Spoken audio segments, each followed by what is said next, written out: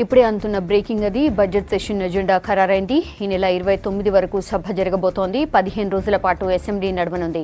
14న budget ప్రవేశపెట్టబోతున్నారు. BSc meeting పై పూర్తి details Shiva అందిస్తారు. శివ, ఎలాంటి డీటెయిల్స్ ఉన్నాయి? బడ్జెట్ సమావేశాలు మొత్తం 15 వర్కింగ్ డేస్ వచ్చే విధంగా బీఎస్సీ నిర్ణయించింది. ఇప్పటికే 2 రోజులు గడిచిపోయింది. ఇంకా 13 రోజులు మాత్రమే బడ్జెట్ సమావేశాలు నడచబోతున్నాయి. అయితే గవర్నర్ ప్రసంగం మీద రేపు ఎల్లుండి కూడా వర్కింగ్ డే పెట్టారు. రేపు ఎల్లుండి 2 రోజులు గవర్నర్ స్పీచ్ పైన ధన్యవాద తీర్మానం పైన చర్చించబోతున్నారు. 14వ తేదీన ఆర్థిక మంత్రి ఈటెల రాజేందర్ బడ్జెట్ను పెట్టబోతున్నారు. తర్వాత వరుసగా 4 రోజులు ఆ బడ్జెట్ పైన చర్చించబోతున్నారు. మొత్తం సెలవులు కూడా దాదాపు 4-5 సెలవులు ఈ మధ్యలో వచ్చాయి.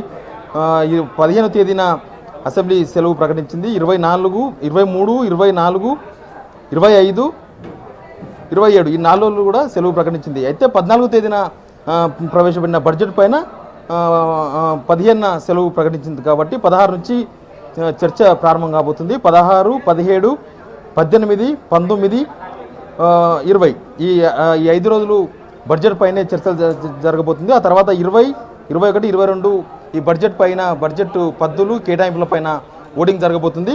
మొత్తం 28వ తేదీన బడ్జెట్ మీద ఓటింగు, 29న సభ బడ్జెట్ను ఆమోదించబోతున్నట్టుగా బీఎస్సీ సమావేశం నిర్ణయించింది. ఒకవేళ ప్రతిపక్షాలు కనుక ఇంకా సభను కొనసాగించాలని కోరితే మళ్ళీ 2-3 రోజులు సభను కొనసాగించేందుకు కూడా ఎలాంటి ఇబ్బంది లేదని గవర్నమెంట్ ప్రతిపక్షాలకు చెప్పినట్టుగా తెలుస్తుంది.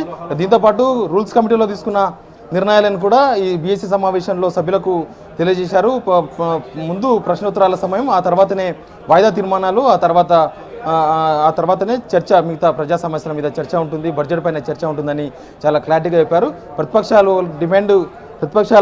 డిమాండ్ చేస్తే మళ్ళీ అసెంబ్లీ సమావేశాలు ఇంకా ముందుకు 2-3 రోజులు ఇంకా ప్రొలాంగ్ చేసే అవకాశం కనిపిస్తుంది. మొత్తంగా అయితే శని, ఆదివారం, రేపు ఎల్లుండి కూడా అసెంబ్లీ సిట్టింగ్ కాబోతుంది. 2 రోజులు కూడా గవర్నరు ప్రసంగం మీద ధన్యవాద తీర్మానం మీద చర్చించబోతున్నారు. ఇది బీఎస్సీ సమావేశం తీసుకున్న నిర్ణయాలు. Soumya. Right Shiva, thank you.